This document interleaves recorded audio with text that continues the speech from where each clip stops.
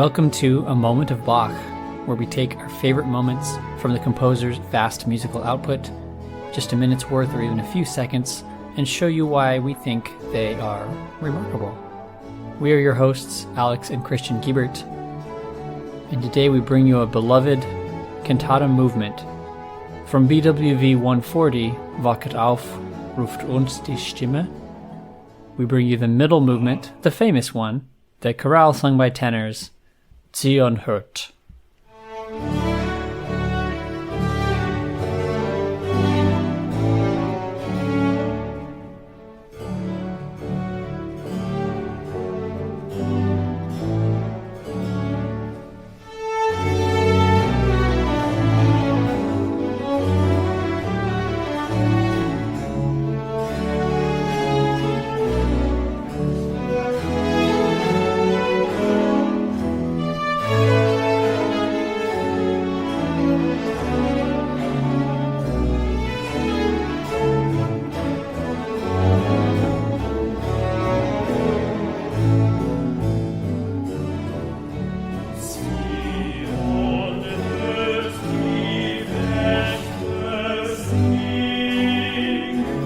On the 25th of November, in 1731, Bach put on a performance of this cantata in the Nikolaikirche in Leipzig.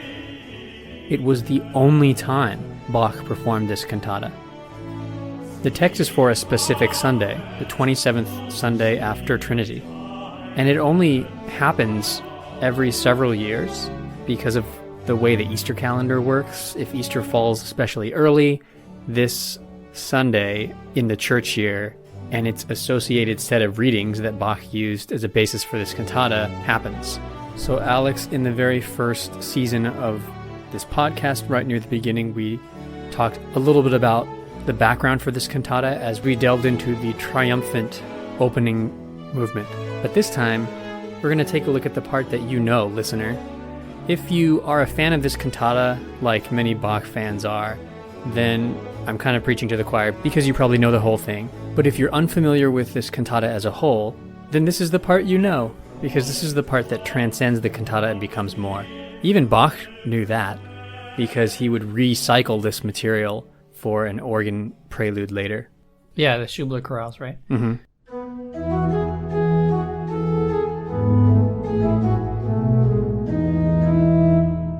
It's remarkable that Bach only put this on one time, and that he wrote such a florid and masterful work, knowing that it would not get used very often in the liturgical year. But it gets used all the time nowadays because it has a much broader context that it could be used for. And that context is Advent, because it works even though it falls near the end of the church year in the calendar, the church year ending at the end of November and beginning in Advent right about the beginning of December. The themes are totally Advent themes. The themes of the coming of Christ, getting ready for Christ to appear, the relationship between man and God, the duality of that, the two characters in dialogue even. That's a main theme for this. And take a look at some of the words and listen how it sounds almost like it could be used for a wedding. Zion hears the watchman singing. Her heart takes to leaping for joy. She wakes and hurriedly stands up. Her beloved comes from heaven, magnificent, strong in grace, mighty in truth. Her light becomes bright. Her star rises. So I'll pause right there to comment that the text here is one of those almost romantic texts where Zion is the church. It's the collection of Christian people singing this song. The beloved, the star in this case, with the bright light, that's Jesus. So there's a parallel being made here between a wedding feast or a celebration with the celebration of Christ coming to earth at Christmas. There's a lot of Old Testament imagery here. Zion's star that rises is, according to Christian theology, a messianic prediction from Numbers, from the book of Numbers. In this cantata, after that wonderful first movement that begins with literally the words, "Wake up,"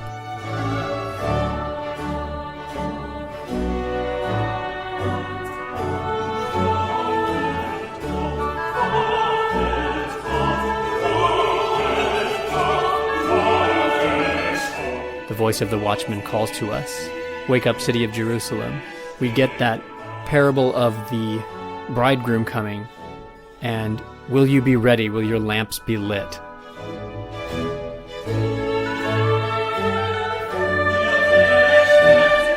Then you have the tenor recitative.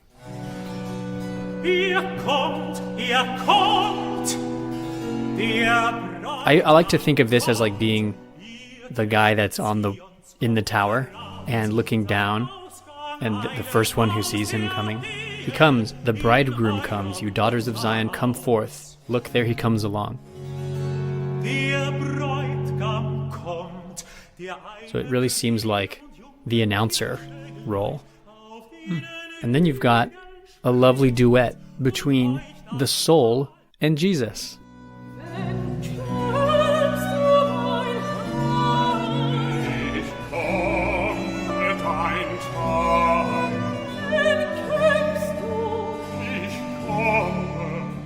The soul promises that she has burning oil in her lamp ready, and Jesus promises to be there for the heavenly meal. So there's this heavenly meal aspect to it, like there's food involved. Yeah. So thematically, I want to come back, put a pin in that and come back to that as well. So then we get to our most famous part of this cantata, and that is this lovely chorale. This is the one that everyone knows. I'd be interested to hear, Alex, why you think this is the famous part. I know it just is. It has such a winsome quality to the way that background string line is almost peacefully, pastorally jumping around. Has sort of an outdoorsy feel to it in my mind, even though it's not in the typical tonality associated with shepherds type of music. Yeah, I don't know. I mean, it's not exactly like any other Bach melody. It has some kind of different quality to it. The string part. Yeah, the string obligato is what I'm talking about. And to try to put my finger on it, there's something about the jumpiness of it to me, which I do have a sort of a music theory take on that too. Yeah. So where I'm going, well, let me see if we align. So if we were to take out the passing tones, it would just be like bum bum bum, and then maybe just bum again, but instead we get dun dun dun dun. So sometimes the chord tone is on the beat and sometimes it's not, and that gives it a really pleasing, unconventional quality. It's like you can't quite anticipate it. And then this like dun dun dun. It's interesting because it's a 5-1 bum bum in the bass, but in the melody it's dun. So that note is the functional note, and then it resolves there, right? But it doesn't resolve there technically on the beat. It would go, besides it not really resolving the way you think, they also are a wonderful little mirror of each other, these two little pairs of eighth notes. And they're half-step. The first one is pairs too. Half-step. And then the last one's which are the two strongest tendency tones in a major scale. 4-3 from the fourth to the third scale degree that lands on a tonic chord. When you go from a dominant seventh chord to the tonic chord, that's what you hear. And then the same thing for 7-8, 7-8, Tito. So you hear both of those in succession, which gives it a really pleasing sound, because those are the tendency tones that we hear resolved at the end of cadences anyway. Yeah, they're the half steps, the smallest interval in music, the smallest space between two notes. They only occur 2 times in a scale, and those are those times. I'll say that the real magic for this, for me, is that for many years, I just figured he was just completely just throwing notes on the page and not worrying about harmony. Of course, that's not how he operates, so it seemed weird. Like, there's this note here at the beginning on beat 4, on the end of beat 4. It doesn't fit, because... No. Yeah.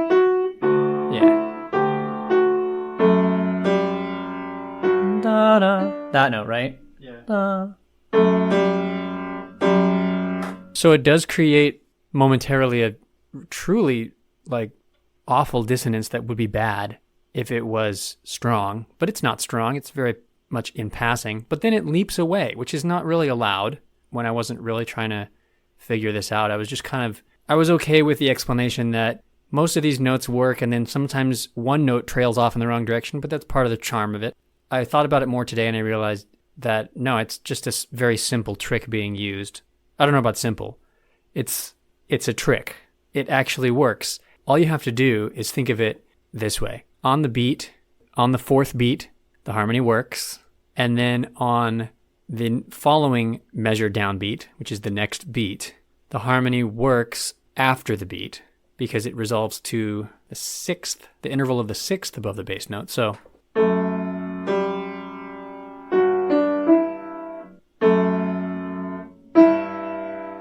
that's all fair, except that doesn't explain how he gets away with that fourth scale degree there. The A flat, yeah. Yeah. But it does work if you consider octave displacement. Yeah. If you consider that he could have just simply thought of this as, it needs to be jumpier, and the way I do that is I take some things up and I take some things down, and there is a great effect where the linearity is kind of destroyed, but technically the harmony is the same. Because when you jump an octave, like if you jump from C to the next C up on the piano, it's still C. It's higher, but it's functionally the same. But melodically, it's a huge deal to jump that big. That's a big melodic leap. It's just harmonically, effectively a zero change. Yeah, that's true. If you thought of it as linear, like imagine how linear it would be if that last fourth beat was up an octave.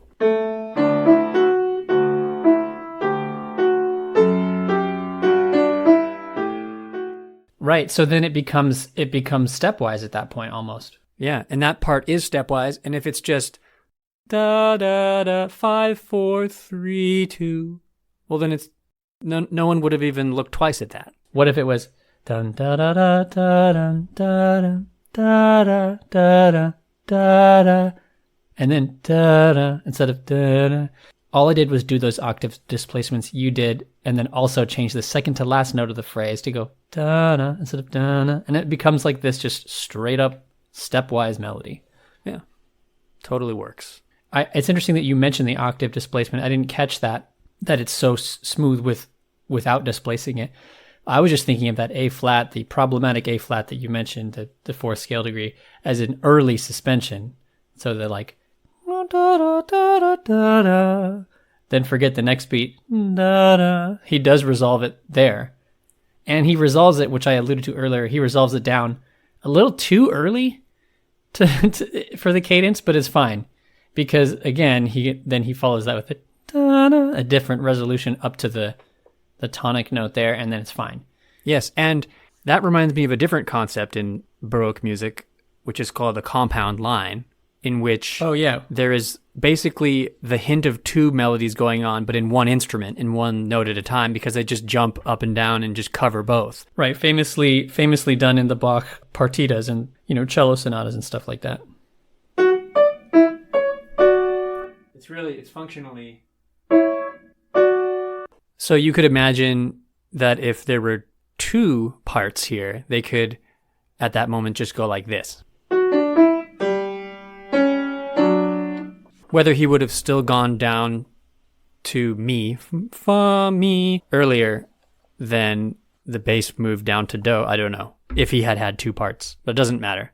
But that's not the only weird thing going on here in this first 1.5 measures. There's also this orphaned tone here that seems like it's a non-chord tone that also doesn't resolve properly to a chord tone here at the beginning.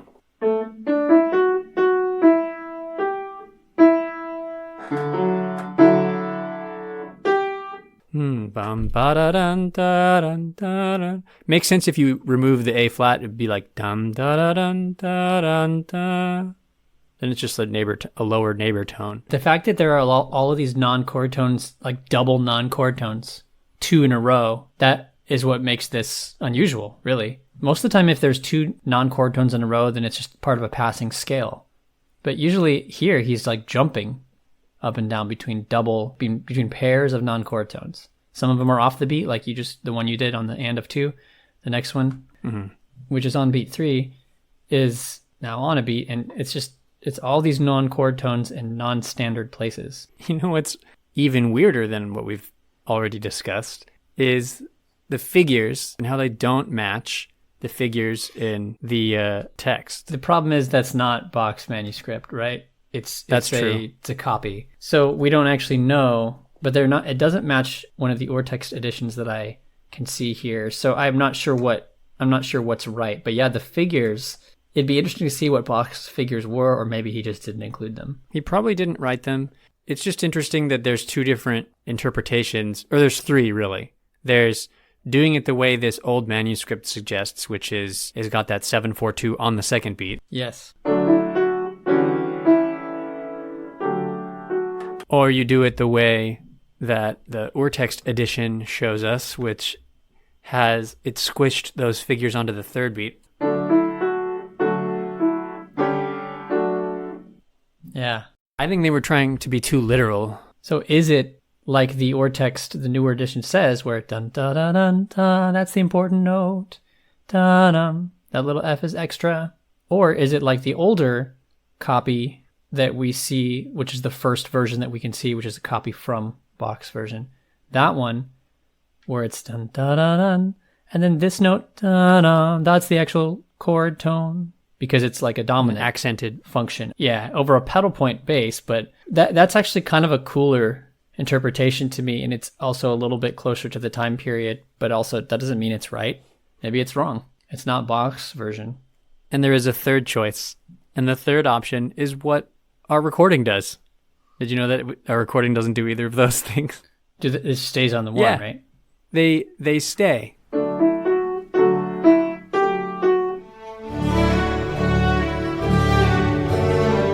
There's always going to be a dissonance then on the third beat with that A flat against the continuo, like organist playing a G in there. So the dissonance is created that way instead. I think there's probably basis for that. Maybe there is no figures in the Bach manuscript that we expect to see. That could be why they do that. Our recording, by the way, is the Netherlands Bach Society recording. We'll talk more about that at the very end of the episode. So when you perform this, you have choices to make. And the Ton Koopman recordings have, at the end, on the final phrase there, they have... Oh, that's interesting. It is, because it's not there, but it makes sense. And it makes sense that there would be a passing little ornament there. I mean, that ornament would be like flatted is kind of an interesting choice too. But the octave displacements, which give this melody its whole character, are just painting the text. It's always that with Bach. The text is, for this section, it's the second line specifically, but the text for the second line is "Vor Freuden springen." It's about the heart of Zion leaping for joy. Leaping for joy. For joy, leaping, yeah. And it's also really well set in the original chorale melody anyway, because that second line goes up high.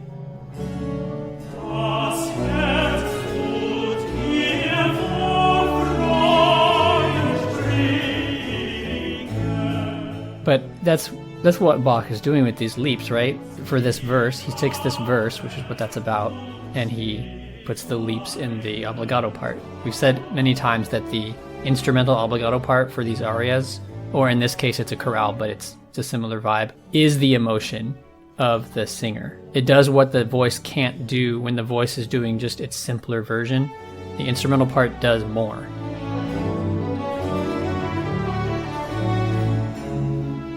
In the Baroque style, it ornaments it more and it paints the text more fully.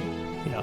And I just love how the melody as it appears here in the tenor voice is so different than this jumpy, decorative violin and viola line. It's just this strong melody that you've already heard once from the opening chorale, from the opening chorus.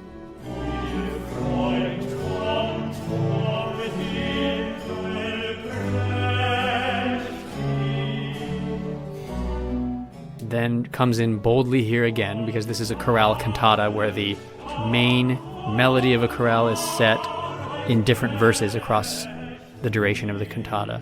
So to hear it just come in this way, almost like a chorale prelude where there's like a stylistic solo instrument, in this case all the strings except for the really high string instrument, and then a melody coming in on the cantus firmus, the strong melody, that you would recognize, which is this hymn tune. And in this case, it's actually being sung with words by singers. Very powerful stuff. Yeah, simple though, right? Like comparatively to other contrapuntal stuff of Bach's, it's only 3 lines. But it's still really beautiful how the lines interplay though, and it'd be cool to know, if you know the chorale tune, this works for you today. But even then, this would have been like, ooh, this is a nice melody. Oh, there's the tune I know. And it's just like an added layer of sort of being immersed in this music because you know that tune. Yes, the reveal, this is such a part of Bach's music, and it's one of the reasons why I love his music so much. The reveal 30 seconds in to a piece of music that a composer actually worked out that 2 things can go together, that you know both of those things, is amazing. Because what first happens is those string instruments come in and you go, this is a delightful little melody. It's very jaunty. It's fun. And then that actual melody comes in, and then it works with the new one. And if the first one is good and the second one is well known, and then they come together, it's just a nice little trick being pulled of, oh yeah, he's gonna put them together. Yep.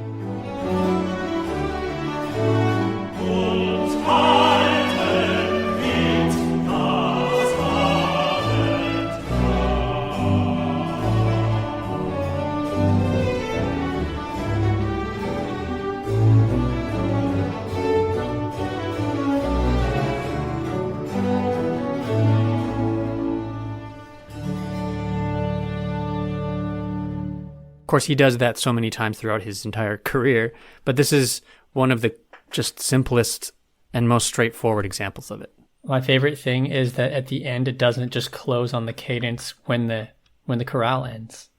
It's got this sort of cheeky ending where na na na na na na na tenors get to the last note at the very end of the verse, but when they hit that, the instrumental part is not over, and it doesn't even reach a cadence there and then continue to a coda. It's not done. You know what I mean? It ends in the middle of a phrase, of an instrumental phrase, that is.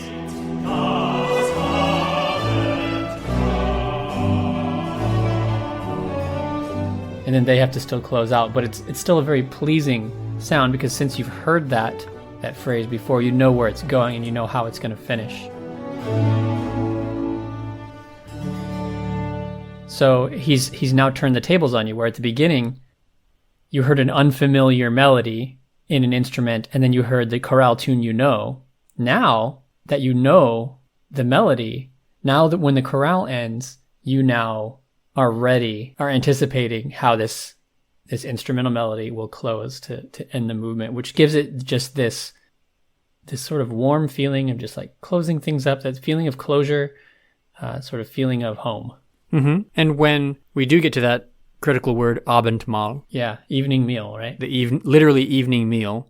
Evening meal, but meaning like Last Supper. Referring to communion. Yeah. That could have been a perfect cadence there. The bass moving to do. The bass moves up to scale degree 6, but it's not a deceptive cadence because the chord is not the 6 chord. That's one of the rules of harmony there. So it's not one of these things where it's a complete trick and we're going in the minor direction. No, it's not. And plus, besides that, the instruments aren't closing their phrase either. They're just in the middle of like da da da da da da. Yeah. You know they're going to go on to dun da da da da da. You know they're going to go on to the little ending part. But it was still a bit of a trick because that re, sol, do, when you do re, sol, you got to go to do after, and like that was what was expected from those last 2 beats. True. Yeah, and it so is a trick, yeah. It even has a 7 on it, so it's a dominant 7th chord. It's actually not really allowed in harmony to go from the re bass note to the sol and then back to the 4 chord, which is what happens next. It's a C with a 6 on it, so that's the A flat major chord in the continuo. That's not allowed because that's a retrogression. You can't go from 5 back to 4. Harmony has to flow in one direction. But the way it is allowed, the exception, is that the bass is now part of this sequence made up of a skip and a step and a skip and a step.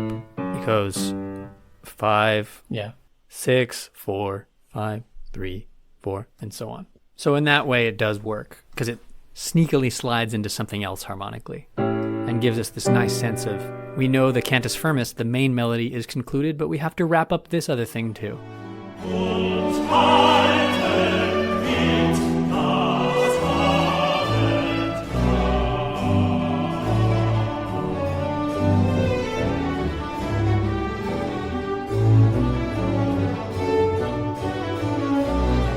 There is a nice moment in the middle there too, where the tonality shifts into a more C minor area around the word Hosanna, Hosiana, and this word is Hebrew for save us now. When we're talking about Jesus as a figure who will deliver us from evil and save us, then Bach goes in a little bit, just a little bit scarier of a direction.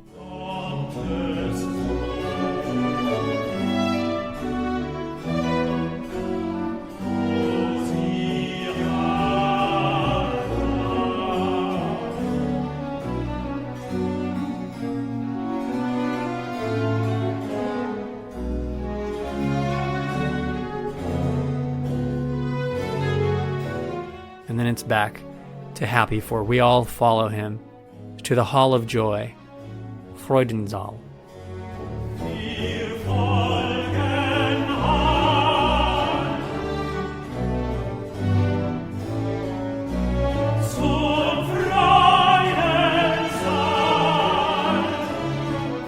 And join in keeping the Lord's Supper.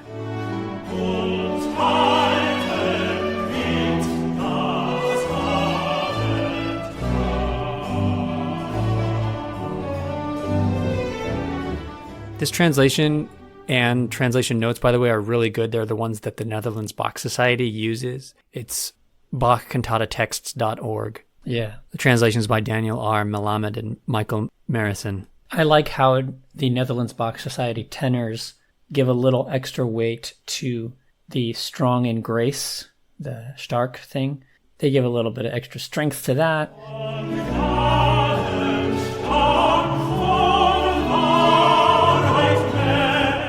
And also the joy moments.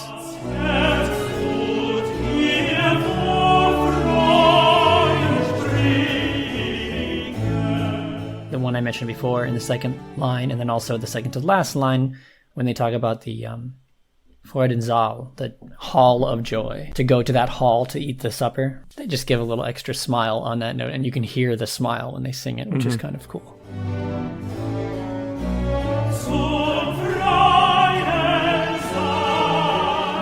It's a great performance.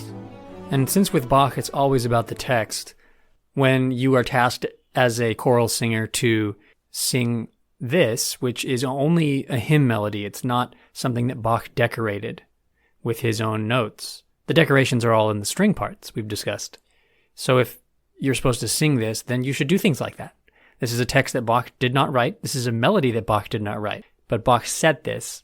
So to bring out the way that Bach's music flows, you have to really get into it to sell it. And so we close out on that word Abendmahl, evening meal.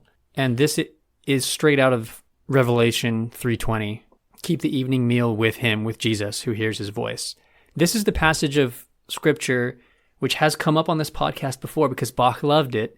He said it in Cantata 61. And in that exceptionally strange, plucking recitative,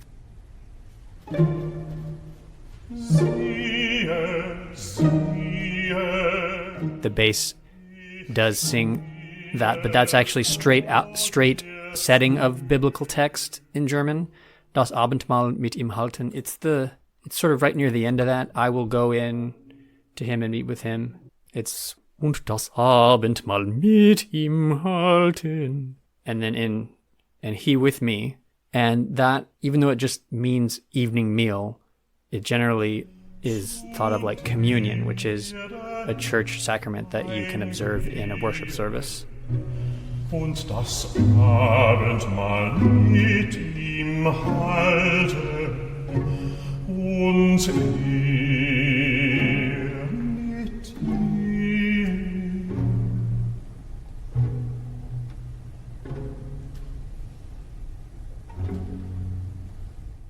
But it also, like you said, Alex, you said the Last Supper, that refers to Jesus' last meal with his disciples, where he institutes what communion is. But also, it's understood, according to these text notes, to be a foreshadowing of the church's meal-sharing communion with Jesus at the end time. So this idea of the meal is an important one for Bach in his theology.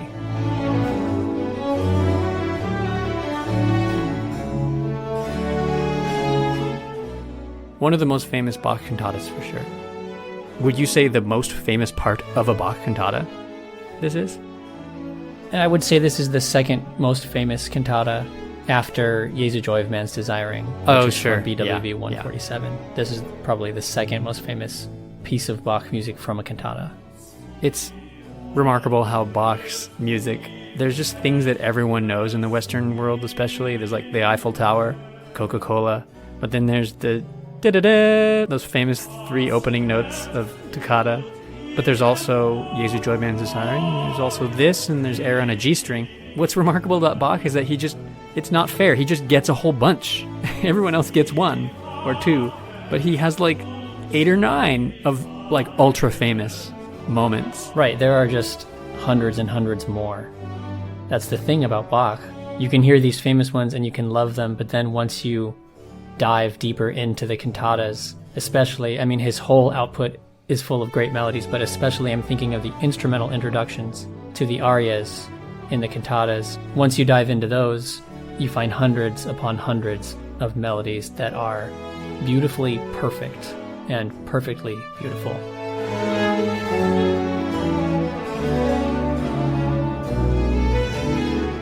And now, from Cantata 140, Wachet auf, here is the beginning of that famous middle movement, hört.